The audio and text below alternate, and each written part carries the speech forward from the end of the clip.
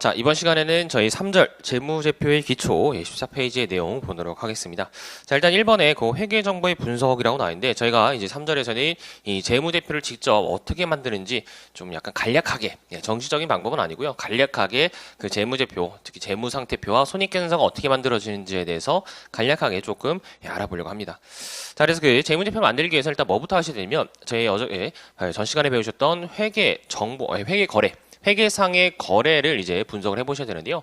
자, 회계상의 거래라는 것은 이 회사의 자산, 그리고 부채, 그리고 자본이 변동하는 이러한 사건을 저희가 회계상의 거래라고 했었죠. 그래서 그 자산, 부채, 자본이 변동하는 사건을 저희가 분석을 해 볼 겁니다. 재무제표를 만들기 위해서는 그 회계상의 거래를 일단 먼저 분석하는 작업을 거치셔야 돼요. 자, 그러기 위해서는 저희가 먼저 뭘 하셔야 되느냐? 자산, 부채, 자본이 그 변동하는 영향을 미치는 거래다 라고 말씀드렸는데, 그러려면 자산, 부채, 자본이 뭔지부터 조금 아셔야 돼요. 자, 자산, 부채, 자본의 정의에 대해서 좀 미리 말씀을 드리면, 자, 자산, 부채, 자본. 자, 회계상의 거래가 뭔지를 아시려면은 자산, 부채, 자본의 정의부터 아셔야 된다. 자산과 부채와 자본의 정의부터 좀 말씀을 드리면요. 자, 먼저 자산. 자산의 정의는 거기 한번 읽어보시면 되는데요. 자, 과거 사건에 의해서 발생하여서 그래서 기업이 현재 통제하고 있어요. 통제하고 있어서 그래서 미래의 경제적 효익을, 회사가 경제적 효익을 얻게 될, 즉 유입될 자원을 저희가 자산이라고 부릅니다. 그래서 그 자산의 정의를 조금 이제 시점을 끊어보면은, 자, 과거 사건에 의해서 발생했어요. 과거 사건. 과거 사건에 의해서 발생했고요. 뭔가 사건이 발생했어요. 자, 사건이 발생했다는 얘기 뭐냐면 과거에 제가 뭐 돈을 주고 샀거나 아니면은 뭐 친구한테 빌렸거나 아니면 뭐 공짜로 얻었거나 이러한 사건이 존재했다라는 겁니다. 그래서 과거에 이제 그 자산을 취득하는 사건이 존재했다는 얘기고요. 자, 그로 인해서 제가 지금 현재 통제하고 있어요. 통제. 기업이 지금 통제하고 있는 자원이에요. 자, 여기서 이제 통제한다라는 얘기 뭐냐면, 통제한다는 얘기 뭐냐면 나만 쓸 수 있다라는 거예요. 자산을 다른 사람은 쓰지 못하고 나만, 내 자산이니까 나만 쓸 수 있어야지 나의 자산이다라는 겁니다. 즉, 이 자산을 갖다가 나만 쓸 수 있는 게 아니라 다른 사람도 다 쓸 수 있다. 그래서 뭐 여러분들이 가지고 있는 책을 갖다가 여러분만 공부하는 것이 아니라 다른 사람도 다 가져가 쓸 수 있다라고 한다면은 이 책은 그냥 여러분 것이 아니죠, 그죠? 그래서 그 자기의 자산이려면은 통제할 수 있어야 돼요. 통제, 나만 쓸 수 있어야 돼요. 그래서 컨트롤할 수 있어야 되고요. 마지막으로 미래 시점 보면은 그 통제함에 따라서 뭐가 이제 유입될 것이라 예상이 되느냐? 경제적 효익. 회사의 경제적 효익이 유입될 것이라 예상이 되는데요. 근데 여기서 이 경제적 효익은 뭐냐면 경제적 효익은 그냥 돈이에요, 돈. 별게 아니라 돈이에요, 돈. 그래서 전문적인 용어로는 저희 회계상의 용어로는 미래 경제, 미래 현금 흐름, 미래 예상 현금 흐름 이렇게 얘기하는데 그냥 돈이죠, 그죠? 그래서 이렇게 경제적 효익이 자원을 사용함으로써 돈이 들어올 것 같다 이러한 내용이에요. 그래서 자산을 좀 쉽게 좀 설명드리면 제가 지금 쓰고 있는 마이크, 이게 제 전용 마이크거든요. 그래서 제가 이제 쓰고 있는 마이크, 이 마이크도 하나의 자산의 정의를 충족합니다. 자, 왜냐? 일단 제가 과거에 샀어요. 옥션 가가지고 40만 원 돈 주고 샀어요. 그래서 통제할 수 있다. 즉 저만 쓸 수 있어요. 이 마이크 다른 선생님들이 막 자기 마음대로 가져가서 막 이제 침 묻히고 막 그렇게 쓸 수 없어요. 저만 쓸 수 있어요. 그죠? 그래서 일단 통제할 수 있고요. 제 거니까. 그다음 마지막으로 이 마이크를 사용하면서 이제 뭘 할 수 있느냐?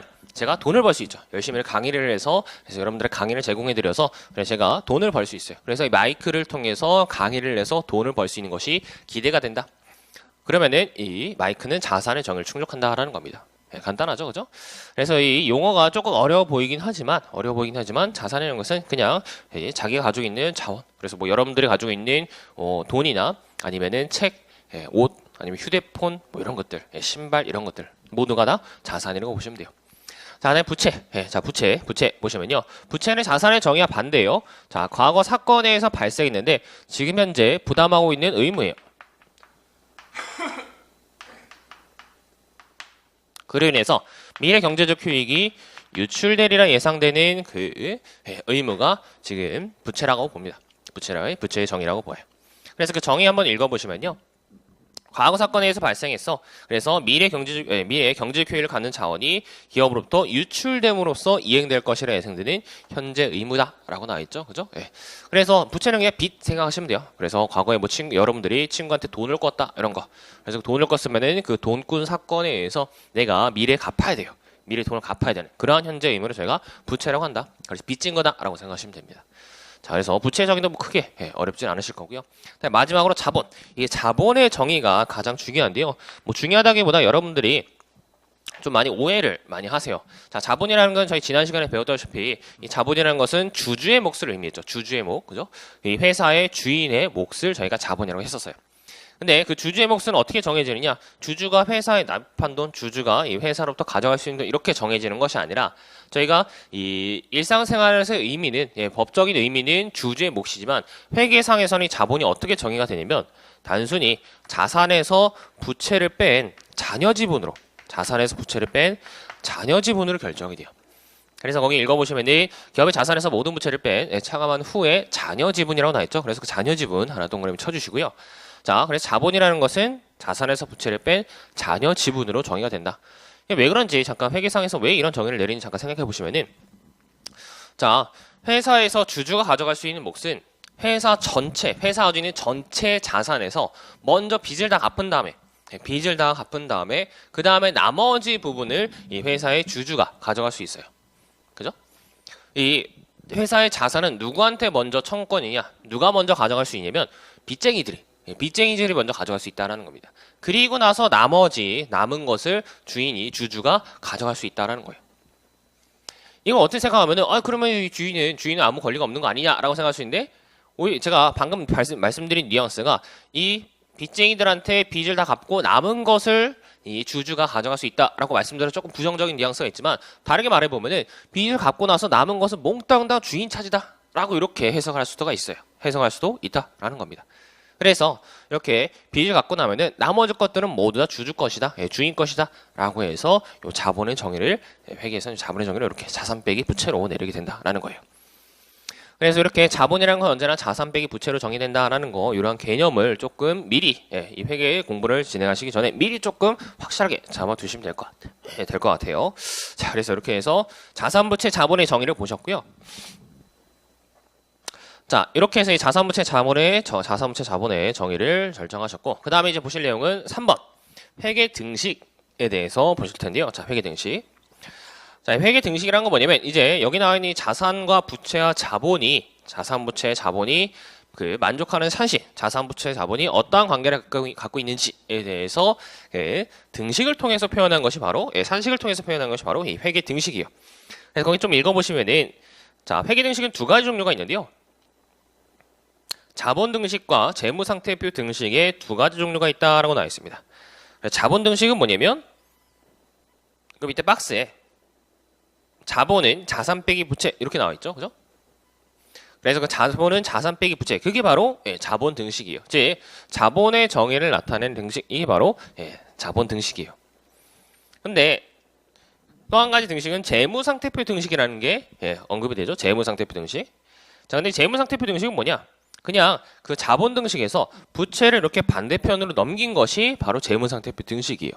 다시 한번 요 자본의 정의를 설명하는 자본 등식에서 부채를 반대편으로 넘기면은 자, 자산을 좌변에 쓰고 그 다음에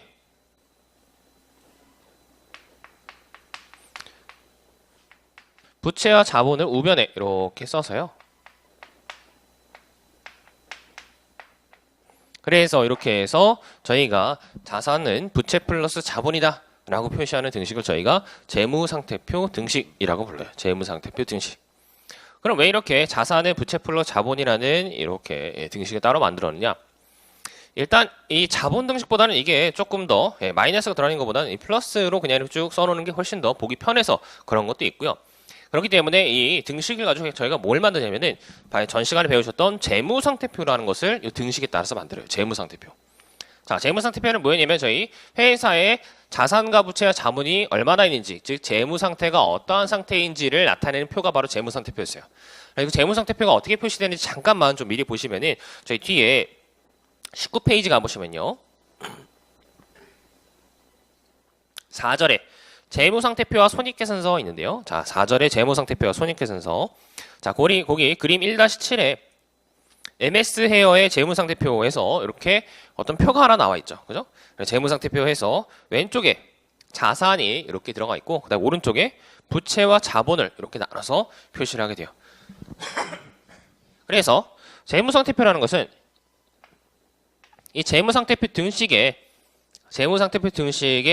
부합하게 이렇게 칸을 나눠서 그래서 왼쪽에는 자산을 주르륵 다 쓰고 그다음에 오른쪽에는 부채와 자본 위쪽 칸에는 부채, 아래쪽 칸에는 자본 이렇게 있어서 자산과 부채와 자본을 이렇게 일정한 양식에 따라서 표시하는 게 바로 재무상태표입니다.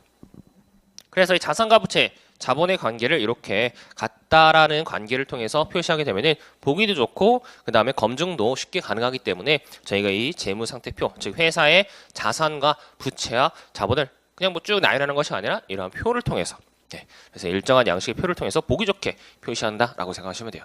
그래서 이러한 재무상태표를 만들기 위한 산식이라기보다는 그냥 이러한 자본 등식을 통해서 도출한 산식을 저희가 재무상태표 등식이라고 한다라는 겁니다. 자, 재무상태표 등식이라는 것은 이 자산과 부채와 자본의 관계에 대해서 이렇게 다시 변형한 산식이다라고 생각하시면 돼요. 이 재무상태표 등식이 지금 그냥 저희가 지나가는 것처럼 쭉 설명드리니까 이게 별로 안 중요해 보이지만 이 재무상태표 등식이 회계 전체에 있어서는 굉장히 중요한 산식이에요. 이게 회계 전반의 모든 내용을 다 관통하는 그런 산식이다라고 생각하시면 돼요. 그래서 회계하시는 분들은 이 재무상태표 등식을 어떻게 생각하시냐면 그냥 종교처럼 생각하세요. 종교. 뭐 신성모독이 아니라 거의 하나님 수준으로 이 회계에서는 절대적인 그런 산식이에요. 모든 이 회계상의 거래, 그 다음에 회계 기록, 이런 회계 처리, 회계 내용은 이 자산은 부채 플러스 자본이다. 이러한 산식의 범주에서 벗어날 수가 없어요. 모두 이 법칙을 무조건 따라야 돼요. 진리예요. 그렇기 때문에 여러분들도 이제 이 재무상태표 등식을 딱 바라볼 때 아니 이거 자산은 부채 플러스 자본 이 등식에 만족하지 않는 것도 있을 수가 있지 않느냐 이렇게 생각을 하실 필요가 없어요.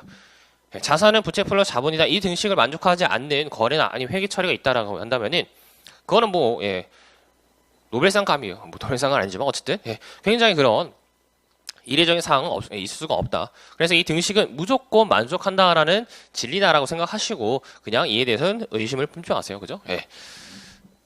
종교라고 생각하시면 돼요. 그래서 종교 같은 것이기 때문에 의심하지 마시라. 얘는 무조건 만족한다. 진리다라고 생각하시면 돼요. 그러니까 왜 이렇게 되느냐? 그것도 생각하실 필요 없어요.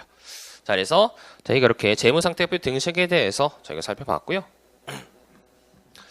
자, 다시 저희 14페이지로 돌아오셔서 자, 회계 등식, 재무상태표 등식과 자본 등식을 보셨습니다. 자, 그 다음에 이제 오른쪽에 보시면은 저희 15페이지에 4번 재무상태표 등식에 의한 분석 나와 있는데요. 자, 재무상태표 등식에 의한 분석. 자, 이렇게 저희가 이제 재무상태표 등식을 도출해 봤으니까 이를 통해서 해야 될 건 뭐냐면 저희가 이것을 이제 제 자산, 부채, 자본의 정의를 살펴보고 그다음에 재무상태표 등식을 도출한 이유는 뭐냐면 처음에 말씀드렸다시피 재무제표를 만들기 위해서는 아까 방금 전에 보셨던 재무상태표를 만들기 위해서는 회계상의 거래를 분석을 해보셔야 돼요. 근데 회계상의 거래라는 건 뭐냐면 자산, 부채 또는 자본이 변동하는 그러한 거래를 저희가 회계상의 거래라고 말씀드렸죠. 그죠? 전 시간에 말씀드렸었죠. 그래서 저희 자산, 부채, 자본이 변동하는 거래 를 저희가 회계상의 거래라고 하는데 그 자산, 부채, 자본이 변동할 때 그냥 아무런 법칙도 없이 중구난방식으로 변동하느냐 그것이 아니라 자산, 부채, 자본이 변동할 때 즉 회계상의 거래는 발생할 때 이 재무상태표 등식을 만족하면서 이렇게 자산, 부채, 자본이 변동한다라는 것을 전제를 하기 위해서 말씀을 드리기 위해서 이런 재무상태표 등식을 공부해 본 거예요. 즉 저희가 회계상의 거래라는 것은 자산, 부채, 자본이 변동하는 거다 말씀드렸어요. 그죠? 그래서 뭐 아이폰을 제가 돈 주고 샀는데 그걸 이제 물에 빠뜨렸다 아니면 잊어버렸다 이런 사건 회계상의 거래 이런 회계상의 거래가 발생할 때 이 재무상태표 등식을 만족하면서 이 회계상의 거래가 발생한다. 즉 자산, 부채, 자본이 변동할 때는 그냥 아무런 법칙 없이 변동하는 것이 아니라 자산의 변동은 부채의 변동 플러스 자본의 변동이다. 이 델타는 변동이라는 의미죠. 변동. 그래서 이 변동이라는 의미, 변동한다라는 건데 자산의 변동은 부채의 변동과 자본의 변동을 합한 이 산식을 만족하면서 자산, 부채, 자본이 변동한다라는 게 이 회계상의 거래의 분석이에요. 그래요. 그래서 그 내용 다시 한번 읽어보시면은 자 15페이지의 첫 번째 줄. 자 회계상의 거래란 경제적 실체가 보유하고 있는 자산, 부채, 자본이 변동하는 사건을 말한다. 예, 이미 앞에서 다뤘었죠. 그죠? 이게 7페이지인가 아마 있을 거예요. 그죠? 예, 한번 보시면 되고요. 근데 이러한 회계상의 거래에 의해서 자산, 부채, 자본이 변동할 때도 어떠한 이제 산식을 만족하느냐? 재무상태표 등식의 관계를 만족한다. 예, 그래서 밑에 산식에 요 내용이 나와 있죠. 그죠? 그래서 그 예가 나와 있는데, 예시가 나와 있는데 이런 거예요. 자, 예를 들어서 제가 뭐 돈을 핸드폰을 샀어요. 그래서 핸드폰이라는 자산이 이렇게 증가했어요. 핸드폰의 자산이 이렇게 증가했어요. 그럼 이 핸드폰의 자산이 증가할 때 재무상태표 등식을 만족하기 위해서는 어떤 것들이 변동해야 되느냐? 자, 이 좌변과 우변이 동일해야 되기 때문에 일단 이 부채가 증가할 수도 있고요. 아니면 자본이 증가할 수도 있어요. 이렇게, 그죠? 아니면 어떤 경우에 재무상태표 등식을 만족하느냐? 다른 자산이 감소해도 이렇게 좌변과 우변은 일치할 거예요. 즉 어떠한 거래가 일어나도 이 재무상태표 등식의 좌변과 우변이 합계는 일치한다라는 조건을 산식을 만족하면서 이 자산, 부채, 자본이 변동한다라는 겁니다. 그래요? 예. 그래서 실제로 이 거래들이 이러한 재무상태표 등식을 충족하면서 발생하는지를 한번 분석을 해보도록 할게요. 자, 그래서 그 내용을 저희 예제 1번에서 실제 거래를 통해서 한번 쭉 분석을 해보도록 하겠다. 자, 예제 1번 보시면요. 다음은 X1년에 발생한 MS전자의 거래이다. 자, 국내의 굴지의 대기업 MS전자에서 20년간 근무한 김재민 씨는 정리해고 대상이 되어서 퇴직 후에 미용실을 차리기로 결심하였다. X1년 9월 1일에 MS 헤어를 설립하였으며 현금 15만 원을 회사에 납입하고 주식을 발행받았다. 자, 그래서 김재민이라는 아저씨가 이제 MS 헤어라는 회사를 이제 설립을 해요. 전자회사는 데가 이제 미용실을 차렸대요. 예. 그래서 이제 미용실을 이렇게 설립을 했다. 그럼 이제 김재민 씨 입장에서 MS 헤어의 입장에서 해야 될 회계 처리, 해야 될 이 회계상의 거래를 저희가 좀 분석을 해보셔야 되는데요. 자, 이 회계상의 거래를 분석하기 전에 저희가 조금 이제 아셔야 될 건 뭐냐면, 자, 이쪽으로 오셔서, 자, 지금 이 1번 거래에서는 두 가지 주체가 등장해요. 첫 번째, 김재민 씨라는 사장님? 이 등장하고요. 그 다음에 MS 헤어라는 회사가 등장해요. 미용실이라는 회사가 등장해요. 그래서 김재민 씨가 미용실에 돈을 내서 미용실을 차렸어요. 이렇게. 그래서 두 개의 이 주체는 독립적인 주체다라고 생각해 보시고요. 자, 그리고 나서 저희가 생각해 볼 거 뭐냐면, 지금 이렇게 회계상의 거래가 발생했을 때 이 회계상의 거래를 기록하는, 회계상의 거래를 이제 기록하고 분석하는 주체는 누가 돼야 될 거냐를 좀 생각해 보도록 할게요. 주체. 그래서 이러한 거래를 누구의 입장에서 저희가 분석해 볼 거냐를 생각해 보셔야 되는데요. 김재민 씨 입장에서 거래를 한번 분석해 볼 거냐, 아니면은 이 미용실 MS 헤어의 입장에서 저희가 거래를 분석해 볼 거냐를 생각해 보셔야 되는데, 일단 먼저 답부터 말씀드리면은 미용실 입장에서, MS 헤어 입장에서, 회사 입장에서 저희가 회계상의 거래를 분석해야 돼요. 제 김재민 씨 사장님의 입장이 아니라 이 회사 입장에서 이 회사의 자산의 부채, 회사의 자산과 부채가 자본이 어떻게 변동하는지를 저희가 살펴보셔야 된다는 겁니다. 그래서 회계상의 거래의 주체는 이 미용실이 돼요. 미용실. 그거를 꼭 이제 머릿속에 담아두시고 회계 처리를 분석해 볼 거예요. 자, 그래서 일단 그 첫 번째 거래에서 보시면은 이 김재민 씨가 미용실한테 돈을 15만 원만큼 주면서 이 미용실이 이제 김재민 씨를 주주로 받아들였대요. 주주가 된 거예요. 주인이 된 거예요. 그래서 요 미용실은 기업이고, 그 다음에 김재민 씨는 주주인 거죠. 주주 이렇게 관계를 설정되었다. 그럼 이런 거래했을 때, 자, 미용실 입장에서 보면은 미용실은 김재민 씨한테 돈을 받으면서 주식을 발행해 줬어요. 자, 그러면은 이 미용실 입장에서는 일단 돈이 들어왔기 때문에 현금이라는 자산이 증가했죠. 그죠? 15만 원만큼의 현금이라는 자산이 증가했어요. 자산이 증가했고요.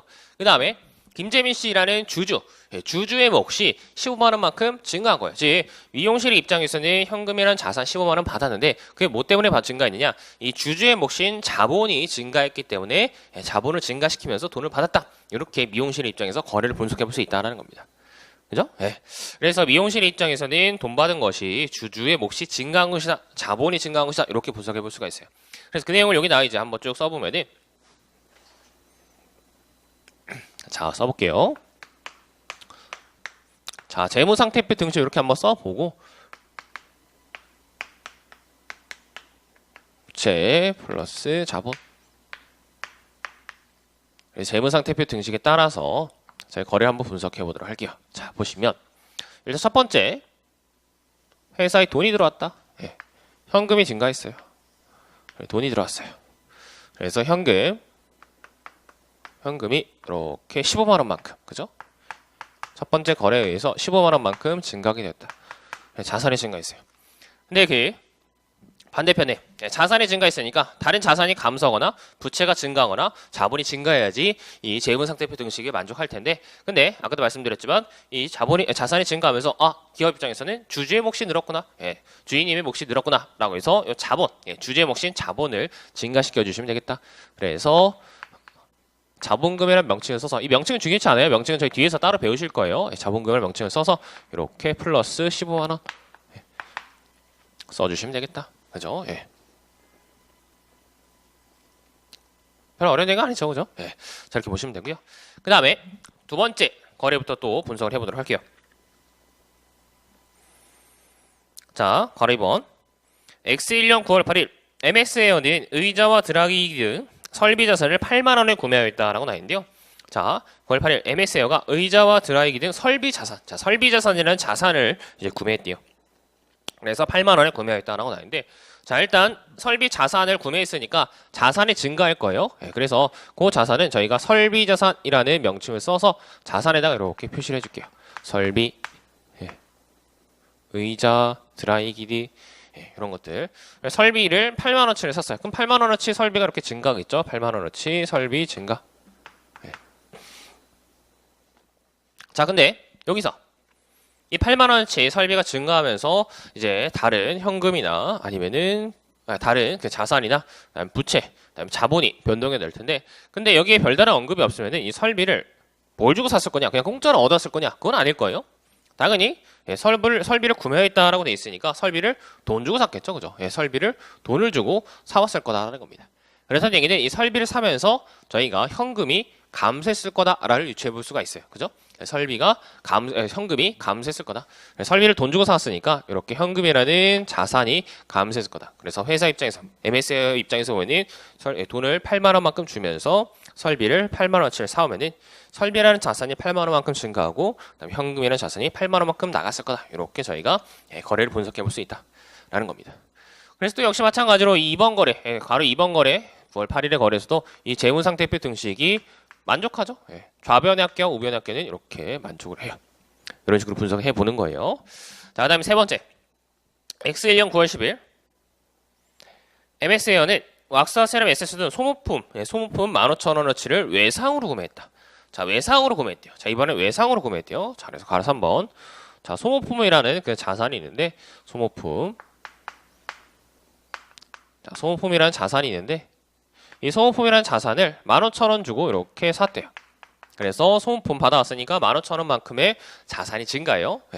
그래서 뭐 여러분들이 쓰시는 지우개나 볼펜 이런 것들을 그냥 소모품이라고 생각하시면 돼요. 그래서 미용실에서는 에센스, 세럼, 왁스 이런 것들 사왔대요. 근데 사올 때 이 설비를 사올 때하고는 달리 돈을 주고 사온 것이 아니라 외상으로 사왔다라고 이제 나와있죠. 그렇죠? 외상으로 사왔어요. 외상. 자, 외상으로 사오면은 저희가 이제 뭐가 생기게 되느냐? 빚이 생기게 돼요. 부채가 생기게 되죠, 그죠? 외상으로 사왔다는 얘기는 나중에 내가 돈을 줘야 될 의무를 지니게 된 것이기 때문에 부채가 생기게 된다라는 겁니다. 따라서 저희 그 부채의 명칭을 뭐라고 부르냐면 미지급금, 지급하지 않은 돈 이렇게 해서 미지급금이라고 부르는데요. 이 미지급금이라는 계정을 써서 저희가 부채를 인식하게 돼요. 그래서 미지급금 해서 이 미지급금 부채가 15,000원만큼 증가했다 이렇게 써주시면 되는 겁니다. 그래서 역시 또 마찬가지로 재무상태표 등식을 만족하죠. 그죠? 재무상태표 등식을 만족하죠. 그죠? 자, 그 다음에 괄호 4번. 자, X1년 9월 13일 MS에어는 2만 원의 현금 받고 미용 서비스를 제공하였다라고 나와 있습니다. 자, MS에어는 2만 원의 현금 받고 미용 서비스를 제공했어요. 자, 그래서 실제로 이제 뭐 커트해주고 돈을 벌었어요. 돈을 벌었어요. 그래서 2만 원만큼 이제 MS에어가 돈을 벌었다. 자, 그럼 현금 받았기 때문에 2만 원만큼 이렇게 현금 받았기 때문에 2만 원만큼 현금이 증가하겠죠, 그죠? 현금 증가. 자, 근데 그 반대편에 뭐가 쓰이게 되느냐? 뭐 다른 자산이 감소하게 될 거냐? 아니면 부채가 증가하게 될 거냐?를 생각해 보니까 그런 게 아니에요. 2만 원만큼 돈을 벌었으면은 다른 자산이나 다른 부채가 증감하지 않아요. 빚이 생긴 것도 아니죠, 그죠? 다른 자산이 감소한 것도 아니에요. 그러면은 뭐가 이제 증가한 것으로 볼 수 있느냐? 자본이 증가한 것으로 저희가 볼 수 있어요. 즉 돈 번 것은 이 회사가 돈 번 것은 열심히 일해 돈 번 것은 주인님의 몫이 늘어난 거다라고 이렇게 저희가 분석을 해볼 수가 있어요. 돈을 번 것은 누구의 입으로 들어가느냐? 사장님 입으로 들어가죠, 그죠? 김재민 사장님 입으로 들어가요. 그렇기 때문에 이 주주의 몫이 늘어난 거다라고 볼 수가 있어요, 그죠? 그래서 자본이 이렇게 증가해서 역시 마찬가지로 재무상태표 등식이 이렇게 충족한다. 자, 그 다음에 괄호 5번. X1년 9월 15일 MS에어는 고객이 유치를 위해서 파워블로거에게 5개월간의 광고를 의뢰했대요. 자, 파워블로거는 500원의 비용을 청구하였으며 다음 달에 지급할 예정이다 라고 나와 있습니다. 자, 그래서 광고비를 이제 500원만큼 내야 된대요. 파워블로거 분들이 이제 여기 뭐 미용실 서비스 너무 좋아요. 원장님이 잘해주셨어요. 이렇게 해서 광고를 이제 돈 주고 했대요. 그래서 그 광고에 대한 대가로 500원만큼 돈을 줬다라고 돈을 준 게 아니라 다음 달에 지급할 예정이다. 이렇게 나와 있죠. 다음 달에 지급할 예정이래요. 그럼 일단 광고는 했기 때문에 광고는 일단 했죠. 광고는 했기 때문에 지금 돈을 줘야 될 의무는 생겼어요. 지금 광고 해놓고 광고 의뢰해놓고 돈 안 주면 안 돼요, 그죠? 그래서 광고를 했기 때문에 돈을 줄 의무는 생겼어요. 그렇게 되면 뭐가 증가하게 되느냐? 부채가 증가하게 돼요. 부채가 이렇게 증가하게 돼요. 부채가 광고비 줄 만큼 500원만큼 이렇게 증가하게 된다. 그래서 부채가 증가하게 되고요. 그 다음에 이 자산과 부채와 자본 이 셋 중에 이제 뭐가 또 변동하느냐를 생각해 보셔야 되는데요. 자, 이 중에 변동하는 것은 결론부터 말씀드리면 자본이에요. 자본이에요. 자본이 이렇게 500원만큼 감소한다. 아니, 광고했는데 왜 자본이 감소하느냐라고 생각할 수 있는데, 자, 광고에서 내가 돈을 쓴 것은 회사에서 돈을 쓴 것은 이 비용으로 돈이 나간 거예요. 그죠? 비용을 지출한 것이에요. 근데 그 비용이라는 것은 뭐냐면 회사 사장님의 이제 그 돈을 가져가 지출을 했다라고 볼 수 있습니다. 비용이라는 것은 자본, 주주의 몫을 갖다가 주주가 가져갈 그 2만 원만큼의 자본의 증가분에서 일부분을 떼어서 줬다. 이렇게 해서 볼 수 있는 거예요. 그래서 비용 금액은 저희가 자본의 마이너스로 처리하면 된다라는 건데, 근데 이게 조금 이해가 안 되시거나 납득이 안 되시는 분들도 있을 수 있는데, 그 내용이 좀 이해가 안 되시면은 저희가 뒤에서 저희 손익계산서를 작성할 때 이게 왜 비용의 자본의 감소인지 또 수익은 왜 자본의 증가인지 이 내용은 저희 뒤에서 조금 더 자세하게 설명을 드릴게요. 여기서는 그냥 이 광고비 같은 비용 아니 뭐 다른 비용들은 자본의 감소다라고 약속을 하고 일단 그렇게 해서 넘어가도록 할게요. 자, 그래서 이렇게 비용을 지출했는데 광고비를 지출했는데 그 광고비 지출한 것은 부채가 증가하면서 지출한 건 아니고 이제 지출을 해야 되니까 이제 빚이 졌으니까 500원만큼 부채가 증가하면서 비용을 썼으므로 500원만큼 자본이 감소한다. 이렇게 재무상태표 등식을 분석해 보시면 돼요. 그래서 이것도 역시 마찬가지로 좌변과 우변 합계는 동일하죠. 그죠? 자, 그 다음에 6번째 X1년 9월 26일 MS에어는 소모품의 외상 매입과 관련한 미지급금 중 우선적으로 8,000원의 대금을 지급하였다.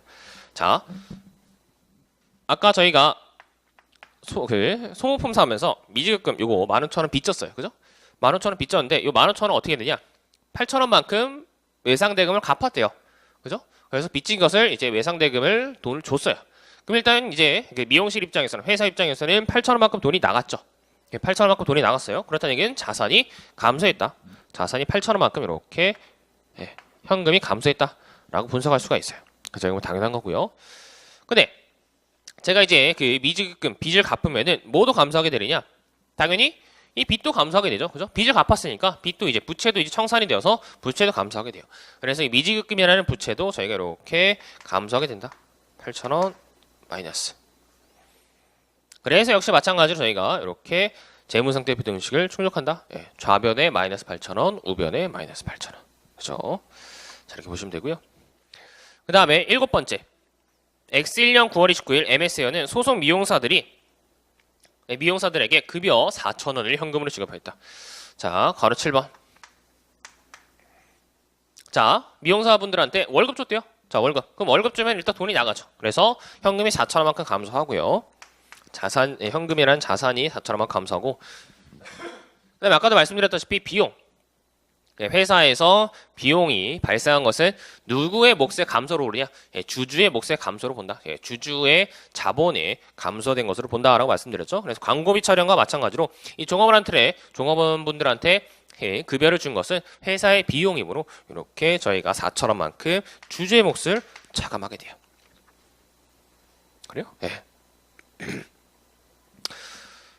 그래서 여기다 좀 미리 좀 써보면은 얘는 저희가 이제 그 손님들한테 그 커트 같은 거 이제 해줘서 이제 돈 번 거고요. 그다음에 이거는 광고하느라고 돈 쓴 거고, 그다음에 이거는 종업원들한테 급여 준 거, 월급 준 거, 미용사분들한테 월급 준 거, 이렇게 해서 미리 좀 표시를 해 놓을게요.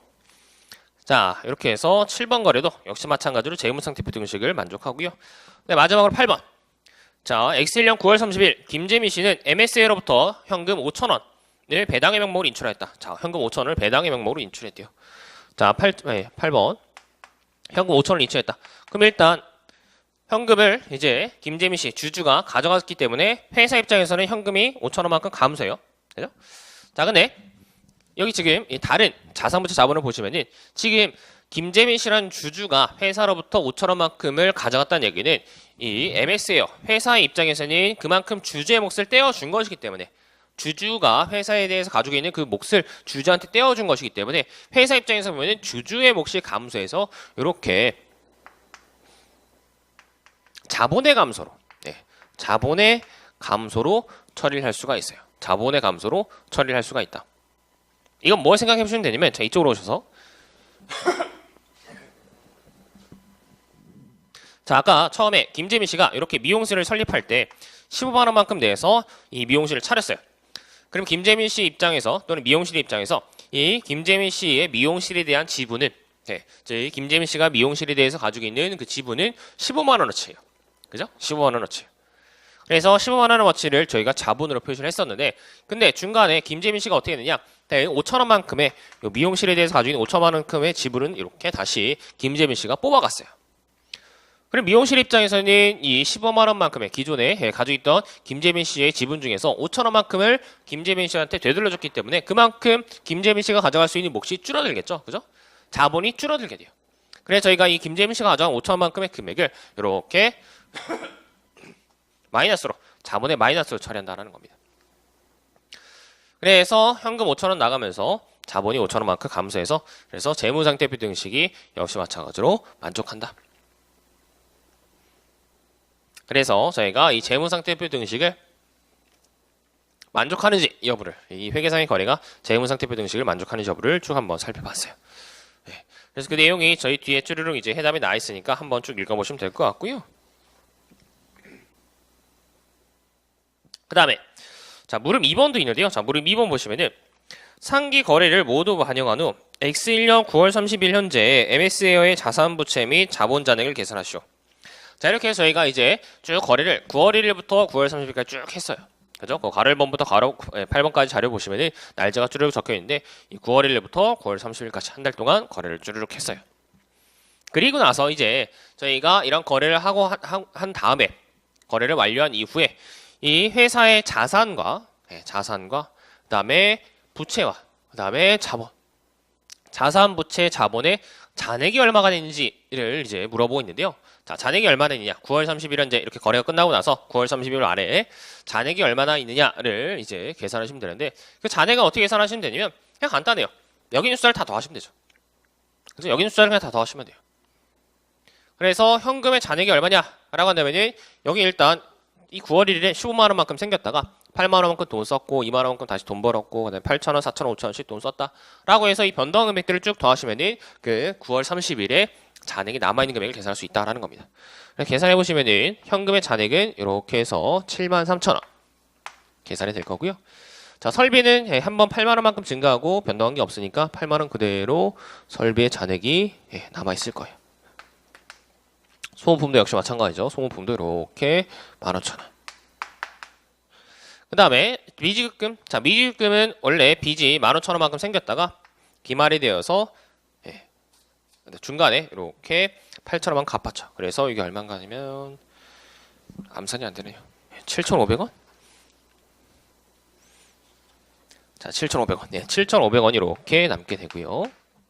그 다음에 자본도 쭈르륵 다 더해보시면은 16만 500원. 네, 16만, 이거 다 더해보시면은 16만 500원이 이렇게 계산이 될 거다. 그래서 어떠한 시점에 잔액, 남아있는 금액이 얼마냐? 라고 물은다면, 네, 잔액이라는 건 남아있는 금액을 말하죠. 남아있는 금액이 얼마냐라고 물어본다면, 그냥 그 기중에 변동한 내역을 다 더하시면은 그게 바로 잔액이 돼요. 그죠? 그래서 변동한 내역들을 쭉 더하시면은 그 금액이 잔액이 된다. 자, 이렇게 해서 저희 잔액 제가 살펴보셨습니다. 그래서 저희 칠판에 쓴 게 저희 18페이지, 해답 18페이지에 이렇게 정리가 돼 있으니까 한번 보시면 될 것 같아요.